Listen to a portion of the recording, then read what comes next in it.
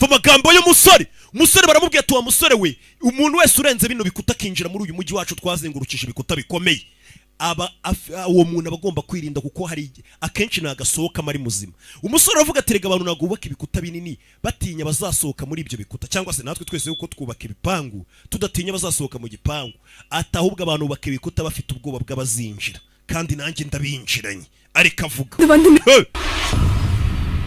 hari umwana uri gusenga nawe ari kuvuga ati Imana nimba utaza ngo twitabarire kuko wangu no mujyi ngo n'uw'ibyaha, basohereza idayimoni rize rudutabare. Hari ibigo biza bigafata n'ubwana bw'ubukobwa ku ngufu. Barumi wazanye umuntu umwe, barazi ko agiye kuzana igisirikare nk'icyo mu Rwanda, runazanye umuntu umwe. Uyu ni ndamuzi niba musaza kera ajya kumubwira ati bireba hirya no hino nta wundi muntu tuzanye.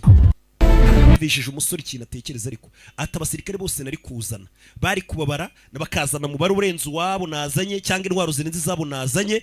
Ati niyo mpamvu nahisemo kwizanira umusazi batamenya ikintu yakora n'icyo batamenya icyo yakora n'icyo atakora. Umuntu w'umusazi uraho, uriya mwana wibuke ni umusazi kuva akiri muto, ni umuntu twagiye tubona akora ku rutsinga rw'umuriro abagabo bakura akabashyira hasi. Ati nahisemo kwizanira umusazi, kana bamaze kugategura ngo bagafate ku ngufu. Babe, kivuye n'imbunda. Nimwe!